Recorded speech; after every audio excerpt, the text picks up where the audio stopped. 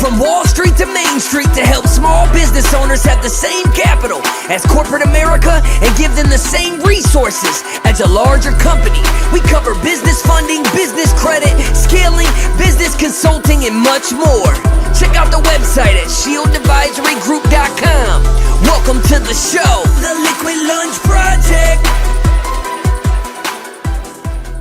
Hey, what's up, everybody? Welcome back to another episode of the Liquid Lunch Project. Today, I'm flying solo. Luigi is nowhere to be found, but he'll be back next week. But anyway, I got a good friend of mine on the show, another person in my family of choice, Apex, Jacob Stahler. Jacob, welcome to the show, brother. What's going on, man? Happy Friday. It's Friday, right? It's the first Friday of the year, right? I don't ever know what day it is anymore. So they're all the same, man. Yeah. So me and you met about a year and a half ago in a network that we're in, Apex. You came in, you sat down at the table next to me, and you were really, really quiet, right? And somebody like you to be really quiet because you have this big presence about you, right? When you walk into a room, people are like, who's that guy? And I just watched you sit there and observe the whole room to see what was going on. Was that one of your first flying Fridays for Apex as well? Yeah. And what's really funny is that wasn't how I always operated. It's something I learned or became necessary, we'll say. Because I used to be very loud.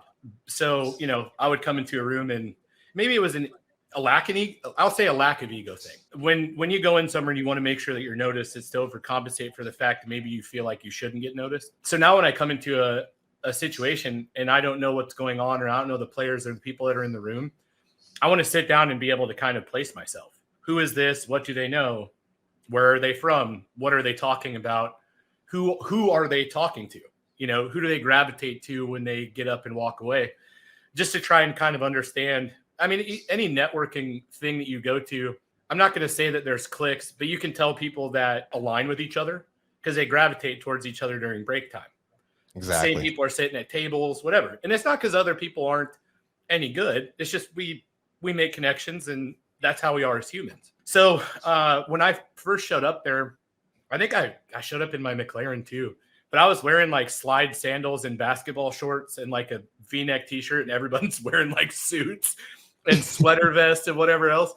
And I think I had a backpack with my laptop in it, and it looked like I was homeless probably. So like I show up in a McLaren, I look homeless, and I'm sitting at a table kind of by myself. And so like, is here for free lunch? Like, why? What is this dude doing here? But I just didn't know anybody.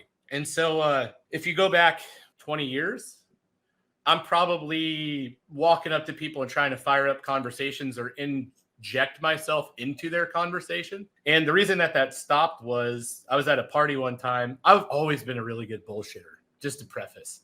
And this group of people were standing around talking about something, and I just started going, and nobody stopped me. So, I don't know, 10 minutes into it, maybe, this dude just buried me, like absolutely buried me. And it took maybe 2 sentences. Like he just made me look absolutely stupid. And I won't ever forget the way that made me feel. So I quit going into rooms like that. Because you never know who that guy is in this group of people. And so now I try and figure out like where I belong or who I belong next to or who I should be listening to instead of talking at. And that's why I showed up and was mostly mute. I'm like that too. It takes me a very long time to get comfortable around people, believe it or not. Some people think I'm an extrovert, but I'm really not. I'm more of an introvert at the end of the day. Especially coming on Wall Street. When I started on Wall Street, I was 19 years old. So I'm walking into these rooms with people that are managing millions and millions of dollars. I just sat there, shut up, and listened, right? Yep. And I wasn't even afraid to raise my hand at times and ask a question.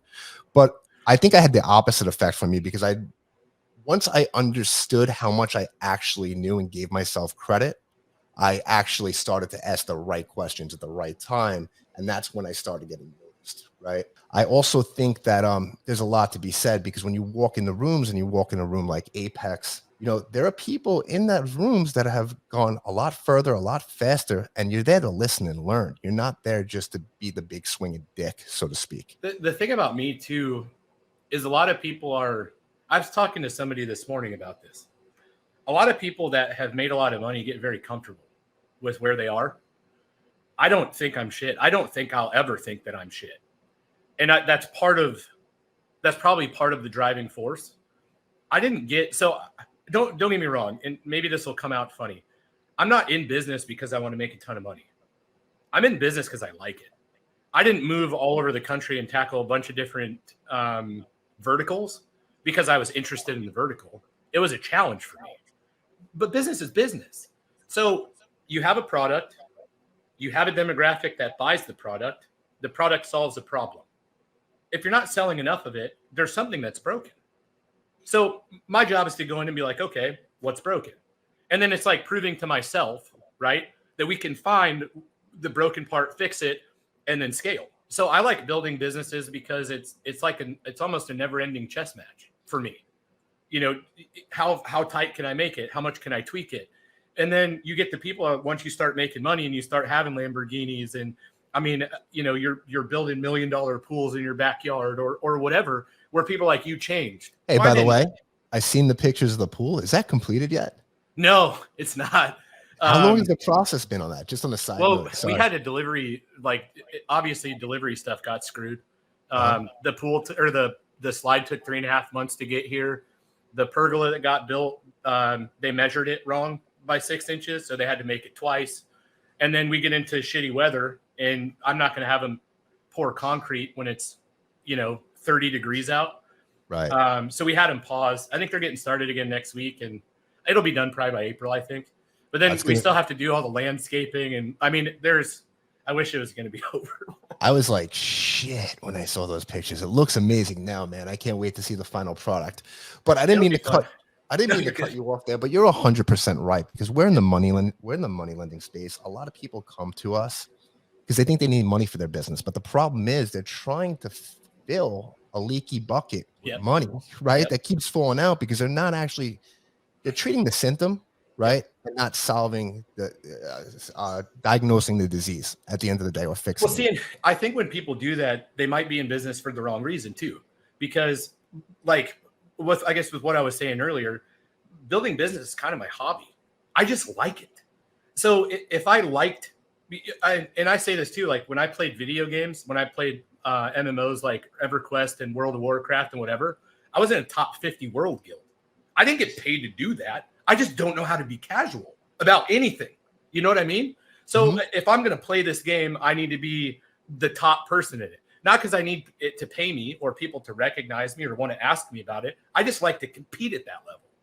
So when I get into business and I like doing business stuff, I want to compete. If I'm in the market, I want to disrupt it. I want people going, how can he do that so fast, so cheap, and so well? And it's like, if you're a painter, you're going to go home from work and you're going to try and get as good at painting as you possibly can. So Jacob, it just so happens I like business, Absolutely. Listen, I'm the same way. I don't watch sports. I don't do anything. I go in and I look at investment opportunities across the board to see where I can actually maximize the capital and leave a legacy for my family. But I'm strange. I like that. I like learning about startups, right? I know everybody else. A lot of my friends on Sundays, they watch football. Saturday is actually in Florida. It's a bigger day here. Don't ask me. I'm from New York. It's always on Sunday. Down south, it's on Saturdays.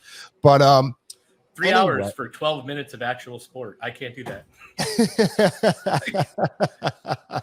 If you were to cut it up into one video, it would be like 10 minutes of actual football. That's just it. Give me the highlight reel. Yeah, I can almost watch the whole game on ESPN. It takes 45 seconds.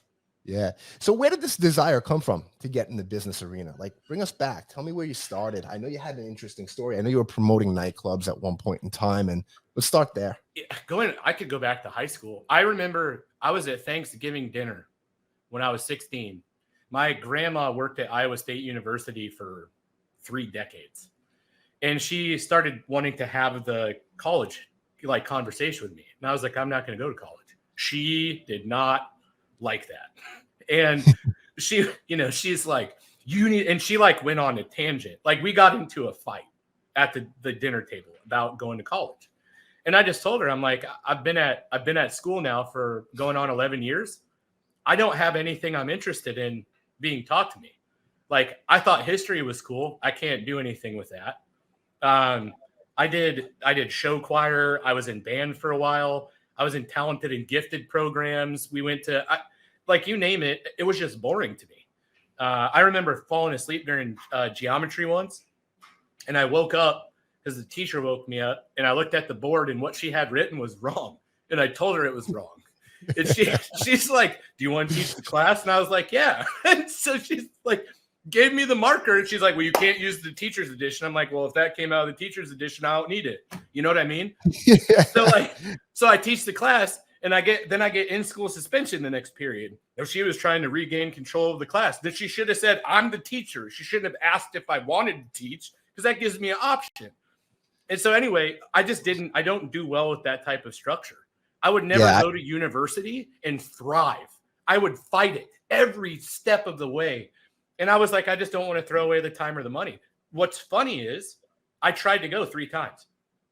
Really? Like, I started 3 times. I never made it through a first semester on any of them. Couldn't do it. Yeah, I barely graduated high school myself. I went to a Catholic high school. Me and the school left on mutual terms. Let's just put it that way. I got expelled. That was junior year, right? In high school. Then I went to another high school that a lot of my friends went to, and they were into a lot of different things. And I didn't wind up going to school all of junior year, right? And then I was in a work study program where you went to school 1 week. I did that senior year, and I still got expelled, and I was in that. So I wound up leaving that program. So I didn't go all junior year. I went a quarter of senior year, but I still had enough credits from going to the Catholic high school, right? And I was short like 30 credits or something. And then I found out about this loophole, a self-study program. I completed that in like 6 weeks, right? Yep. And then I was taking all these regents in here in New York were like the top exams, and then they had a lower exam to pass. Like, you passed all your regents, just take the English region. So I took it. And then just as a safety net, they tell you to take this something called the RCT, just in case. My teachers are like, yeah, you don't need to take that. So I didn't take it. Anyway, long story short, they send all these tests, and there were 4,000 kids in my high school, right? Up to Albany, where they grade these tests. Out of the 4,000 tests, maybe they pull out 5 to 10. They reversed my score, failed me, and I couldn't go to graduation. And I wound up graduating 3 months late. So similar story. I didn't go to school. I set a record for Saturday schools. Like, Saturday school, you had to go in from 8 to noon. Because I went to high school in Iowa. Okay. So yeah, I set a record for consecutive Saturday schools. And my whole thing was it was attendance, and I was a smartass, which that never went away apparently. But so I set all these records. I didn't go to class. And so I ended up getting expelled. I was short an economics credit. That's why I have a license plate that says I has GED. I have it on my perf, and I get people laugh at it all the time, but it's true. Like, the only reason I even got a diploma was because I went to a community college to satisfy the economics credit. And the principal only allowed it, I think, because he was my neighbor, like literally next door to me. And so I think he did me a favor, but my dad was pissed because I didn't get a walk. See, relationships matter. Yeah, right. I learned that at an early age. But yeah, so I didn't get a walk. My dad was pissed about it. But I moved out of my parents' house with 6 months left of high school. He wanted to move to Chicago to chase this woman he wanted to marry, and I didn't want to leave. So I was going to school. I was working full-time at US Cellular. I was playing EverQuest 60 hours a week. I just didn't care about school. You know what I mean? So that was why I got expelled. And I just I don't do well with authority because it doesn't allow me to free think. Like, if you're in a system, the system tells you what you're doing. You don't get to go to your manager and be like, I think there's a better way that we can do this, because corporate America says, well, fuck you. You know, we'll tell you if we want to change it. Yeah, and I'm a problem solver. Yeah, that hierarchy in corporate America is not something that we use in our companies. I hate titles, man. I hate titles. Everybody's got a shot on my team. You know, every meeting that we have, and I hate meetings too, but every meeting that we have, you better bring me 2 new ideas. Bring me something that you think. We may not do them all, but I'm here to listen. And if we implement them, everybody's going to make money together, because that's the way we run our companies. So before we did this, I just ran a meeting with the medical company. And I was telling him, I'm like, this is a new meeting format. We used to do it in person and all that, but I would rather go digital. I'm like, the first 10 minutes of it, everybody's going to put in the chat things they think we need to talk about. And then we'll rank them. Then we'll set time against it. I'll start a timer and we'll go. And if we get to 10 minutes and we're not done talking about it, we'll table it and we'll bring it back for the next meeting. We'll move on to the next topic. And we know that we're not done with this first one. And it gives everybody a voice to talk about all of the things that they think we could do better or do differently or change. And I'm not a stupid person. I don't have all the best ideas.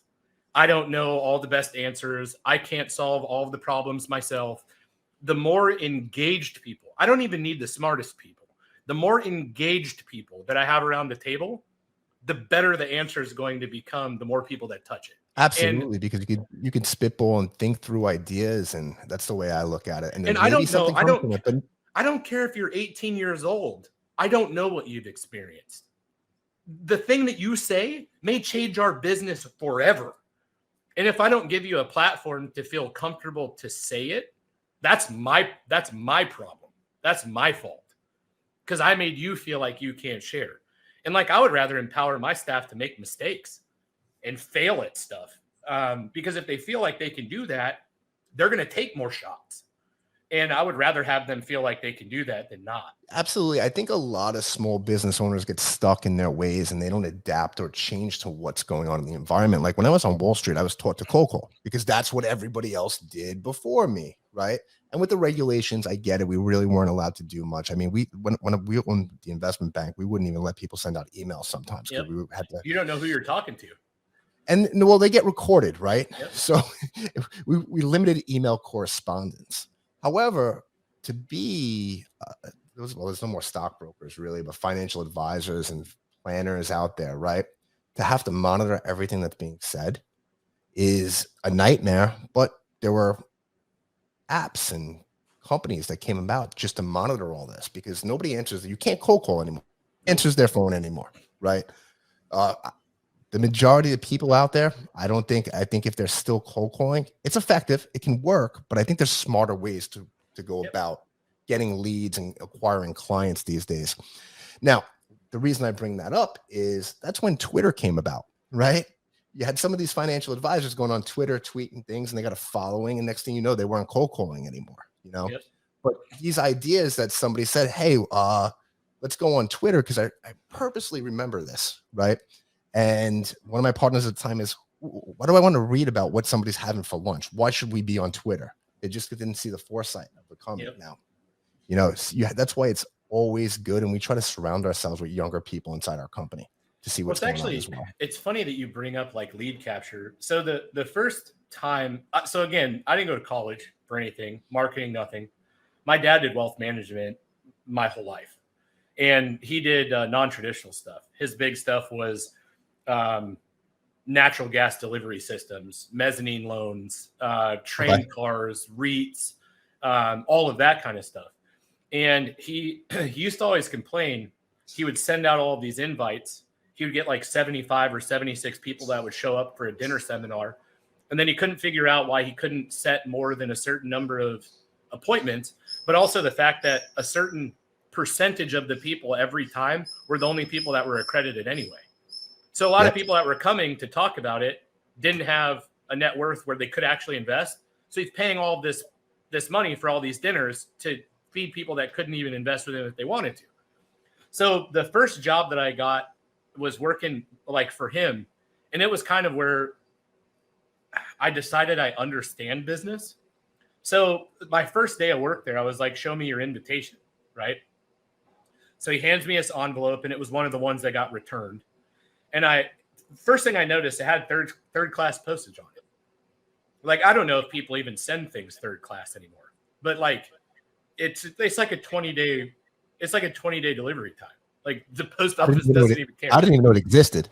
Yeah, no, it was a very cheap way to mail things. But if you're sending out 27 or 28,000 of them, it adds up. That definitely adds up because we've done stuff like that too. Like for sure.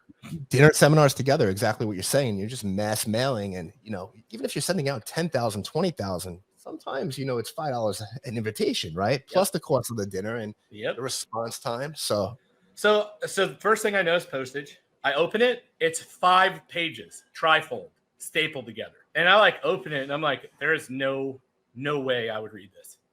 Not a chance. I'm not even going to look at the top fold. It's 5 pages in a white envelope with 3rd-class postage on it. There's no return address on it. And when I open it up, it's a business name. And I was like, I don't know who you are. I would throw this away. So he was like, well, what would you do differently? And I was like, well, I would think about what's going to make me open this. And I was like, what would this envelope need to look like in your mailbox at your condo to get you to open it? And he was like, well, I never really thought about that. I'm like, well, wouldn't that be how you deconstruct how you need to be sending it? And he goes, well, why don't you put something together and then we'll talk about it? And I was like, okay, now show me your list. He was buying the exact same list from US Data every single time. Very, very, very, very, very top level sorting options because it made the leads less expensive. So he's like certain age, certain zip codes, and that was kind of it. So he's got a list of almost 30,000 people that fit those age demographics. And that was all he was looking for. Mm-hmm. So I go to US Data and I was like, how many filters do we have? Because I've never dealt with a list company before. This is the first time I'm ever even calling one. I didn't even know they were a thing. And so I was like, what can I do to this to dial it down? And he emailed me over basically their spreadsheet top line. And he's like, we can dive down on all of this. And I emailed my dad. I'm like, send me what a perfect client profile looks like a median. And so he sent me back one. So I reduced it by half and all that kind of stuff. And I sent it back to the US Data guy. US Data guy sent me about 8,000 names. And I was like, okay. I looked at how much he was spending on the 30,000 he was doing, the way he was doing it. I'm like, okay, this is probably my budget. I called a printer and I was like, how much would it cost to do cardstock the size of a piece of legal paper? And so he gave me a price or whatever. I was like, how much would a high class envelope that would fit in cost? And he's like, we can do linen with foil lined, we can do whatever. Was it cost to do handwritten, whatever? And I'm just packaging all these prices together because I don't know what I'm doing. I just know that I don't want to send that other one out again. Right. And I told my dad, I'm like, take all 5 pages of this and condense it to one. And so he did, and he sent it back. I loaded it into Word, and I kind of turned it into like a dinner reservation, like the way it would look. And rather than putting the business name and all that kind of stuff on it, it was their name. Like, so instead of it saying, the Masters Group or whatever it would be at the top, it was, husband and wife, last name, you're invited to, paragraph about what the thing is. And at the bottom, it had our business information because people like to see their own name. I don't care if you want to believe it or not. There's a draw. When you see your own name, you look at it. And so we packaged it all together and I gave him an example of it. What it was an 8x10, 100-pound cardstock, or no, 30-pound cardstock. It was like you could make noise with it. And we put it in a blue linen envelope that had gold foil in it. And it had a handwritten address on it with the business's name handwritten on it with 1st-class postage. And we sent it back. We sent it out to the 7,900 people or whatever. 37 people showed up. He made twice as many appointments out of it, and it cost almost a third less for marketing costs than it did on his original budget. And so it changed the way that he marketed it. It probably saved him close to $600,000 the first year that they changed it. And then it's like, how do you make sure you don't exhaust it? You're changing envelope colors, you're changing handwriting types, you're changing, whatever. And that was how they went about doing it. But that was the first experience I had where I was like, okay, I probably know something about this. It also comes down to the filters that you asked for too. Yeah. When you got involved, right? Because a lot of people think you need more. No, sometimes you need less and a niche group of qualified people. I don't want to sort through 27,000 people to find the right 15, right? Let's do 8 and then see like the 37 come and you filter it down. And it's a funnel essentially. Yep. At the end of the day, I don't even think they used funnels back then. Was that even a word? No, somebody coined it. And what's funny now is I understand people are still using funnels, but people are smart enough now that when they see their data capture page, they abandon it because they know the minute they hit submit, their phone's going to blow up. Because it's mostly lead aggregators that are running funnels these days. It isn't the company itself. It's an aggregation source. So that phone number, when you hit enter, it goes to 15 people. And your phone will ring for 4 weeks. So now when people see the funnel page or whatever, they're like, nah, I'm cool. I'll pass. I'll go back to Google. We'll figure this out. Yeah, I won't put my phone number in anything, and I have about 17 email addresses right now. So yeah, that one email everybody I'm just for doesn't sure check. not going to open. The one I might open next week. Yeah, same. So thing.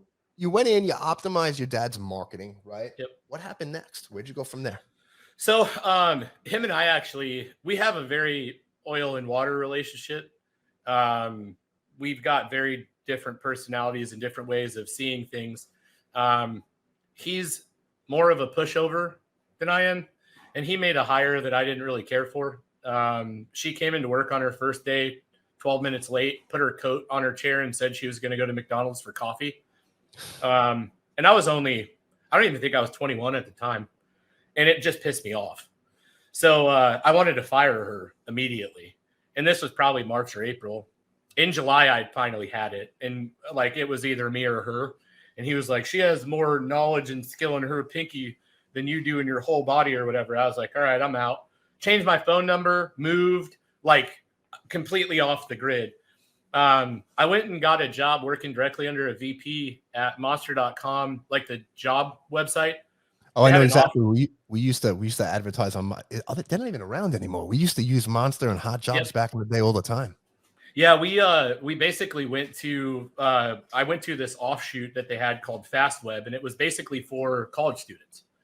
And I beat out a bunch of people that had way more experience than I did to do the role. I mean, I was 20 years old with a $64,000 salary, which is that was 2003. I mean, that was a shitload of money for a 20-year-old. Now, that was salary and commission, or that was just straight salary? Just salary. I went in working under her as kind of like a facilitator. Okay. I wouldn't say I was a personal assistant. I ran the whole office. And at the same time, I started putting together my MMA event. So after not talking to my dad for however long, my phone desk rang October, which is probably 4 months after our argument.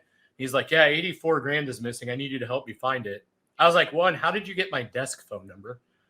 You know what I mean? But two, yeah, like, are the logins the same? And he's like, sure. I logged in and that woman was running, like, she was saying that the business credit card was full and that she paid it on her own credit card and then paying herself back for leads, but also paying for the leads on the credit card. She had her gym membership tied to the bank account. She was paying her utilities through it. I mean, it was wild, all the stuff it took 5 months for her to steal 80 something grand. And I wanted to do the I told you so dance, but I didn't care at the time. So I let it go. And then I think April of the following year, I put my 2 weeks in there just to focus on my MMA show that I was putting together for May. So I quit probably a year or a month before my first show was supposed to happen. And I went into doing the nightlife promoting and the MMA stuff for a while. I was announcing fights at the time too. I started doing that when I was 17. And I got as far as announcing on TSN up in Canada, which was cool. But like you could kind of tell, I just always kind of went and did whatever the hell I wanted to do. I just felt like I could do it. And if I didn't know how to do it, I figured out. Which is something I admire, especially in your 20s, right? So if anybody's listening to this and you're in your 20s, go out and try shit, right? Try different things. You want to go to Thailand for 6 months? Go to Thailand, right? Go travel. It's something I didn't do because I went from 19 years old directly to Wall Street. I stayed there for 17 years. Next thing you know, when I leave, I have a family, I have kids, I'm married. We love to travel. We still travel with our kids, but in your 20s, use your freedom while you have it so you're not locked down, or find something that you can continue doing that you love that also gives you that freedom. Well, and not only that, but your level of risk tolerance is massive when you're in your 20s. You can risk anything you want. and it doesn't matter because there's nothing at stake. I mean, oh, I'll waste a year. Would you waste it? You know, the perennial question is, if you could go back and tell 15-year-old self something, what would you tell him? And like, there was a podcast I was actually a guest on, and the premise was this question. And when I gave the answer I'm about to give you, he never even aired our episode. Really? Yeah, there was nothing to talk about because I wouldn't tell him shit. Like, there's nothing I would tell that dude, because all of the stuff that I went through from 15 forward is why I am who I am today. And so, yeah, was there stuff I went through that really sucked? 100%. I have a radar for that stuff that sucked now. So the stuff that happened when I was 19 that I wish never took place can never happen to me again, because I experienced it at that young of an age. So if I go back and I shelter myself from making that mistake, not only do I not have the radar for that specific situation, I don't have the ancillary radar for shit that's kind of like it. It's not going to feel weird to me because I never had to experience it. Like, now, would I go back and tell him who's going to win the World Series or something? Like, sure. As far as life lessons, though, I got like all of the experiences that I had and all the negative shit that happened to me. That was the admission I paid for the class that I took on that subject. And I'm totally fine with that investment. You know, one of the reasons for that, and I think me and you are very similar, is a lot of those guys that answer that question are guys that are still living in the past and not looking for their future. Because I definitely believe that my best days, there were a lot of dark days that I didn't know if I believed in myself, but my best days are still ahead of me. And I'm doing things bigger than I was doing 20 years ago when I thought that was going to be my cap, you know? So I think, you know, a lot of people that I really don't look to the past that much. I'm grateful for it, to be honest with you. I use the driving a car analogy. I finally actually saw somebody else use Steve Harvey said it. And I couldn't believe that Stephen Harvey and I said one of the exact same things. But if you try and drive your car using only a rear view mirror, you're going to die. Like, it's very, like, you're going to die. Like, that's, you know, the reason the rear view mirror exists is so you can reference. Mm-hmm. It's just a place to check. And your windshield is gigantic because it's taking you where you're going. So your point of reference has to be forward, but you have to be able to look back at where you've been to make sure you're going in the right direction, to make sure you're not in places you shouldn't be. So you need to have that experience. You need to be able to check your rearview mirror to get reference so that you understand, okay, I've been in this neighborhood before. I know how this goes. And you can navigate it better because you've been through. And that's why a lot of people too, and you're building a business. Are you afraid to fail? No. I'm not scared of it either. I've failed more times than most people have even tried. So, but there's a ton of people that will tell you that their fear of failure is what drives them. Really? Why? Why do you have to be afraid of something to drive you forward? If I were to fail and fall on my ass, I'm still me. I still know everything I know. I've still been everywhere I've been and done everything I've done. Climbing a mountain the second time is supposed to be easier. So if I got to hit the reset button and you're going to make me climb the mountain again, I'm going to do it faster. I'm not afraid to be there again because I'm not any different. You know what I mean? Stuff is cool. Don't get me wrong. Like hopping in a Lamborghini and going for a drive is fucking great. But if I didn't have all that stuff, I'm not any different. I'm not going to talk to people different. I'm not going to treat people differently. I'm not any different. Those things aren't me. And I think that's where everybody gets lost. They're like, oh, well, you know, if I lost that, I couldn't live in this house. Do I have a big house? Sure. I mean, I wouldn't say it's that big. It's bigger than most people's maybe. If I didn't have it, I wouldn't care. My wife and I could live in an apartment. We'd still be in love. We'd still be married. We'd still be happy. I would still have some project I'm working on. She'd still be doing what she's doing. We'd still go on dates. We'd still travel. Like maybe it's different trips. Maybe we're going to Applebee's instead of some of the places we're going to eat. But that doesn't necessarily change my life. So if I went back there again, there's no reason to be afraid of it. But I talk to people all the time. Like, yeah, I would never want to be broke again. I don't want to be broke. I'm not afraid of it. I think that's different. Yeah. You know, coming from Wall Street trading, things were up and down all the time, man. Always. You know, you make $500,000 one month, the next month you don't bring home anything. Maybe you don't bring home money for the quarter, right? Yep. But you just make it work. You don't stop going to work because you're not making money, right? Yep. You go in there and you keep pushing forward. But yeah, me and my wife have been through lots of ups and downs. She's not an entrepreneur, but she's my wife's not either. She's actually the total opposite from me. She graduated from NYU. She's got the MBA from Fordham. She loves her corporate job, and God bless her. I think we are very similar in all of those ways. My wife has a master's degree from DePaul. She's a senior director in an $8 billion company. Like you know what I mean? We're absolutely completely different. She loves what she does. But that's awesome for us too, because we need to have people around that like us, right? Now, we don't see eye to eye all the time. She tells me I'm crazy most of the time. She tells me to shut up a lot. Her favorite last words are "fuck off" right before she leaves the room. So, but I mean, we're married 15 years now, right? So if I was a 10 on the risk scale and she was a 1, I'm still a 10, but now maybe she's a 6 because she's been through the ups and downs that we've seen. Right. And she knows we're always going to make it happen. And that's just the motto we have in our house. The cool thing, I think, people have mindsets like ours. You get somebody that's wired like them in an environment that's around people like us, they bet on themselves. And that's part of the reason why they wind up in the situations that they are, even in corporate America, because we reinforce them when they're at home. They're not going to be as self-assured as you and I would be about making a decision. They're going to question themselves heavily, but they're going to come to us to do it. Right. So when they have this internal moment of turmoil where they're like, I don't know if I could do this, or could I take this promotion? I've never run a team before, or I don't know who I am if I'm not the one doing all of the work, but I'm the point guard. I don't know if I could manage that. Well, let's talk through it. Why do you think you could? Is it just because you've never done it before? Well, yeah. So all of the small projects where you're the team lead and you're the one dictating everything that's happening, that's not different. So if you've done that and you're asking to do it on a larger scale, that's not different. And then all you're doing is helping them understand that these are all things that they've been capable of. And you're telling them like, oh, well, you know how hard it is to live in a house with somebody like you? Like, sure. I live with me. It's difficult for me to live with me. I couldn't imagine if I was somebody else having to live with how I am. And so she always tells me like when she does stuff, she'll try and give me credit. This is your fault. I did nothing. You did all of the doing, like if I'm here just to make you feel like you can do something, that's part of my job as a husband, is to push you. Mm-hmm. Have I frustrated her endlessly during that?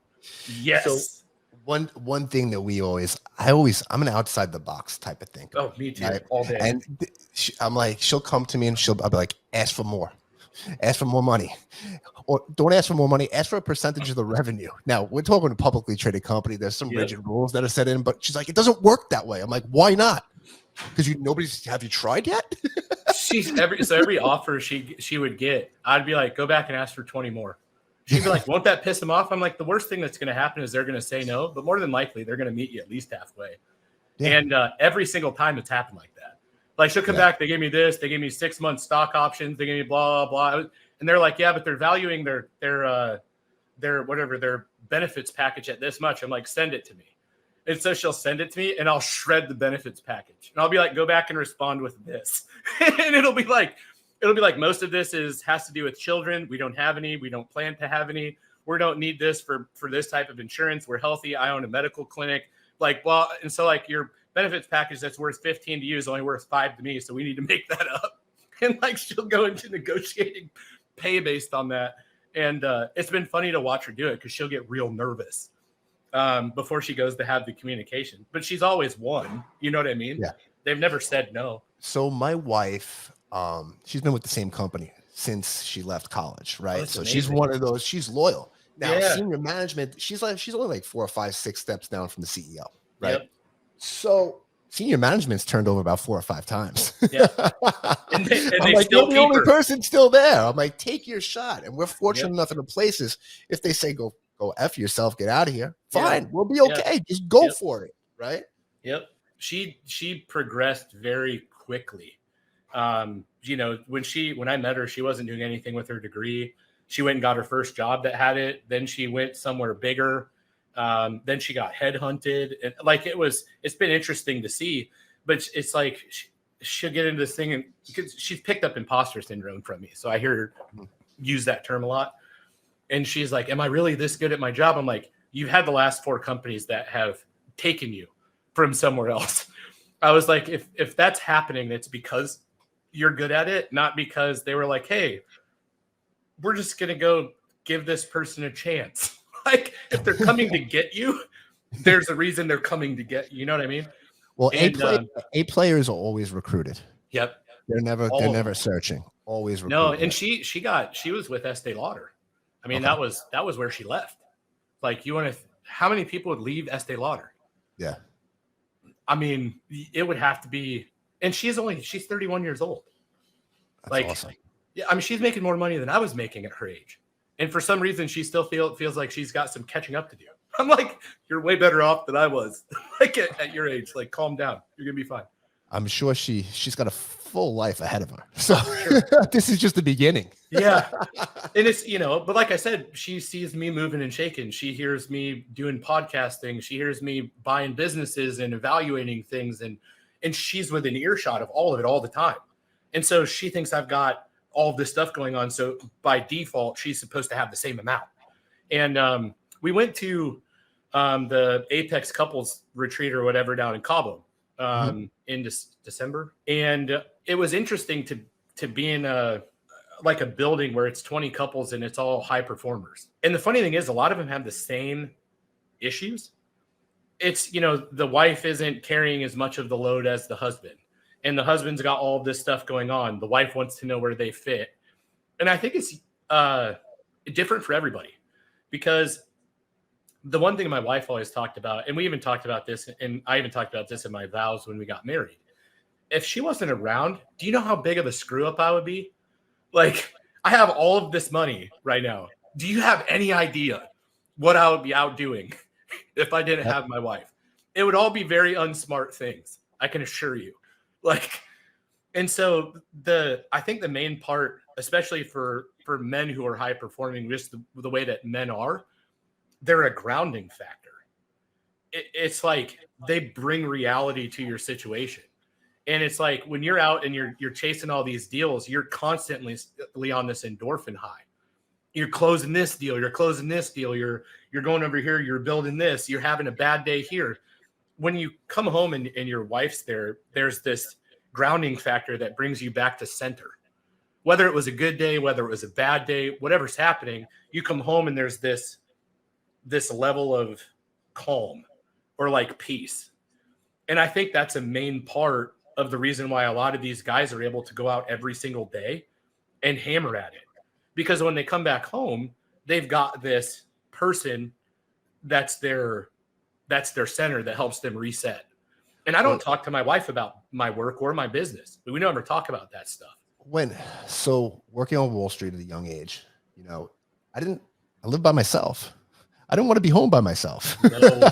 After a good day, a bad day, I wound up going out to some nightclub, some bar, and the next thing you know, it's 4:00 in the morning, and I went through some vicious cycles. Oh, right? For sure. And then moving in, I've told my wife a million times she saved my life. Yep. Right. But I think being married for me is a blessing. It's a great thing. It keeps me grounded. Even though she gets scared at times, it brings that normalness to life sometimes, because some of the things that we do just aren't normal to regular people. And we take that for granted, and we think we're not going fast enough. Yeah. Right. So it's good to have someone too and like, don't get me wrong, I appreciate the couples that are capable of working together. That would just never work for me. If I worked with my wife, I wouldn't be able to shut it off, because anytime that we're together, we can't, I wouldn't not talk about work. You know what I'm saying? Yeah.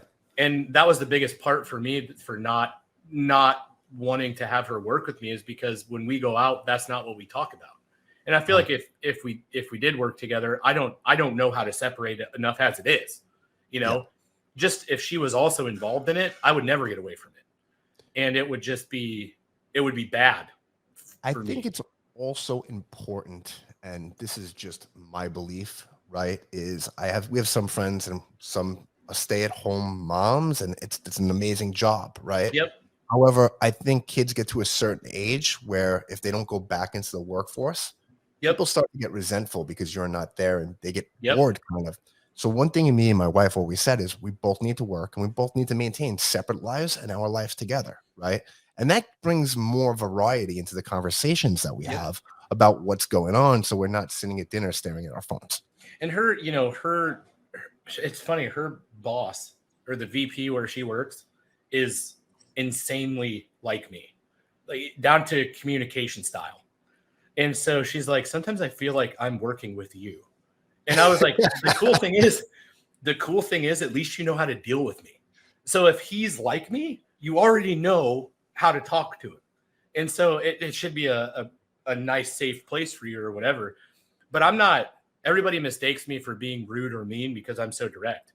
I'll give you, to give you an example, there's a guy in Apex. He's got me blocked, so he'll probably never see this.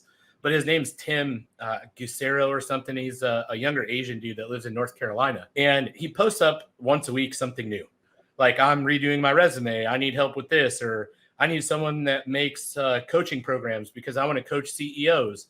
And like every time he's posted something like that, I would post something like, what business have you built that makes you think you should coach CEOs? Well, I just want to help them with mindset. Like, you've never had the mindset. What are you coaching them on? Like if you were a CEO and you made 15 million a year, would you hire you? And if you would, tell me why. And like, he couldn't. So recently he posted up a big long post in Entourage about needing $3 million to help, to franchise a service company or something like that. And I commented under it. I was like, what service is it? I was like, and number two, you're always in here posting some new thing.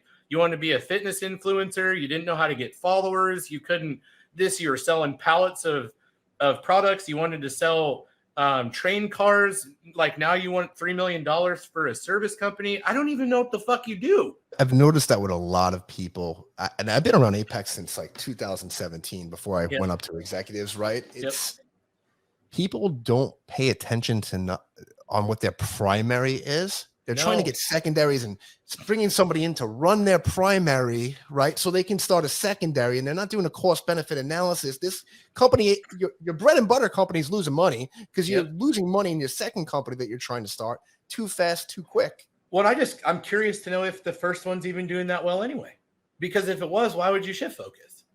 And so anyway, he blocked me before he responded to my comment. And I kind of have a reputation for pulling people's cards. I've done it a lot, and people delete a lot of their own threads because after I posted mine, a bunch of people were like, you need to listen to him.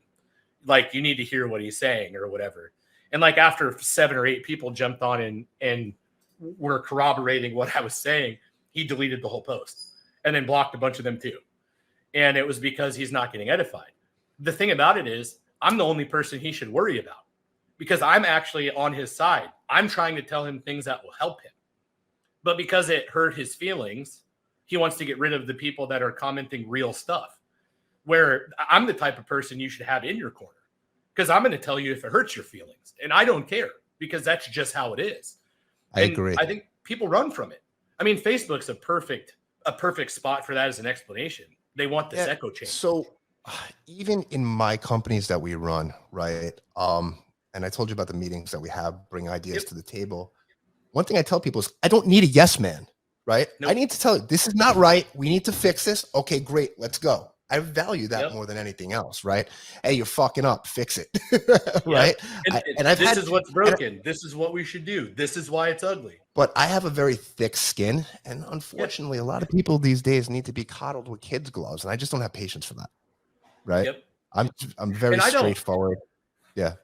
All of my staffs laugh because I tell people, I'm like, it takes 90 days to get used to me. And they're like, why? I'm like, because you're going to think I'm a dick. Then you're going to think I'm the greatest thing that's ever happened to you. Then you're going to be like, oh, that's just how he is, you know? and it's cool. It's fine. Like, but the thing about, I'm going to give you what you need in the moment. And whether it's not, I tell people all the time, I'm not responsible for how you react to what I say. You're responsible for that. And so if I'm coming to you and I'm giving you a fact, and I'm giving you a truth, you get to choose what you do with that. If you want to be hurt, you can be hurt. If you want to look at it as an opportunity to grow and to be great, you can choose that. If you don't want to listen to it at all, you can choose that. But I don't get to choose the way that you receive it. Only you get to choose that. So if you're constantly feeling like I'm hurting your feelings, It's because you know something is broken and you're taking offense to the fact that I'm calling it out. So you can either take it and you can spin it and you can make it into something that's beneficial to you, or a thing that's growth oriented, or you can let it eat at you. But either way, I don't get to choose that. So if you want to be mad at me, I'm sorry, but I'm not coming here because I'm trying to hurt your feelings. I'm giving you an opportunity to get better. And that was the thing I think most people struggle with. Yeah, I think everybody needs to be a little bit more direct, and I appreciate your no bullshit attitude, right? Because if there was any substance to that, you made a comment. If you believed in what you were doing, you're going to answer it again, and then you actually open up a conversation to rearrange the way people are thinking. Yep. And it may work out.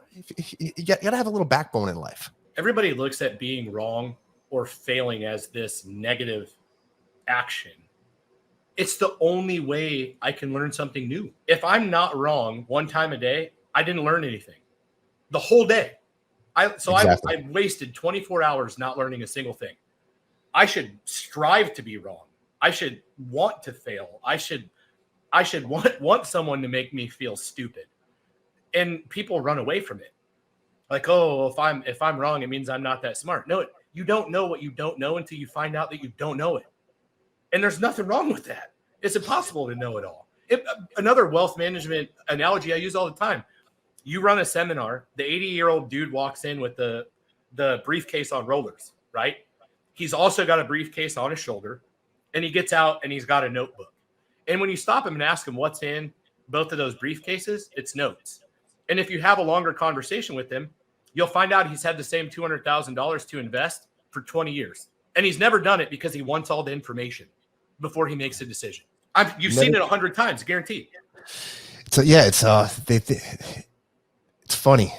You're never going to have all the information, but you'll know what don't work by trying. So that's what I tell you. Just do it. Don't think, just do it. Look, it's like the old analogy we used to say. If you see a hot girl at the bar, right? If you sit there for more than 5 seconds and don't go over there, there's a good chance you're going to talk yourself out of it. Yep. Right. It's true too, because I made a short TikTok video the other day just about decision making. It takes 51% of America to choose a president. That's it. 51%. That's all they need, right? If you're sitting at a fork in the road, most people want to be 100% sure before they pick a direction. You can't. The thing about it is, when you make a decision, when you reach the next fork, if a part of this decision was wrong, you can alter another piece of this next decision to backdate for kind of what you missed. But decision making is like a skill, right? And the only way you get better at trusting your gut and making decisions is to do it. So the more decisions that you're making, the quicker you're going to start feeling confident in your decision-making ability. So do you want to stand at this fork all the time and analyze this situation right now? Or do you want to get to the next fork so you can see if this one was wrong or right? Like, how big is the gamble? You know, do you 80% sure, 60% sure? Is this life-changing? The thing about swimming, like as a kid, how quickly did you jump in the deep end to do your test because you wanted to jump off the diving board? Real fast. The thing is, there's 25 kids that were in the shallow end that kept trying to swim across it. And they were all fine because there were a group of 25 of them that were kind of cool being in the shallow end. I don't want to be over there. The cool shit doesn't happen in the shallow end. I don't want to do that. But they'll be like, oh, well, it's colder or whatever. Walking around the outside of it's not going to warm the water up. You're just wasting swimming time and sunlight. You know, perfect example of that. And then we're going to wrap up because I want to be respectful of your time and everything. Is my daughter. I'll be honest, dude. I don't think there's a podcast I've been on that we didn't run over. Oh, yeah? Yeah, Doug had to cut us into 2 episodes. I think we talked for an hour and 45 minutes. I got to jump. I got to run to a couple meetings. So no, I'm just saying, like, this is normal for me. Oh, no worries, bro. I want to get you. We got to have you back on when Luigi's back. Right? Yeah, I'm down. I think that'll be a good show. But my daughter, we went cross country from Florida to California. We rented an RV, stopped in Arizona, and all the kids were diving off a cliff. Literally took about an hour before she decided to do it because she was so scared. She'd walk up and then walk back and then walk up and then walk back. But then once she did it, can I do it again? Right? Just natural. Imagine how many times you could have done it if you jumped the first time. Exactly. So sometimes you just got to, dive right in. Jacob, I appreciate you, man. We're definitely going to have you back. Can you tell the audience how to get in touch with you and where they can find you? On every single social media or whatever, it's just my first and last name. Instagram, TikTok, Facebook. But yeah, you're more than welcome to reach out. Honestly, even on inbox messages, I really don't leave anybody on red.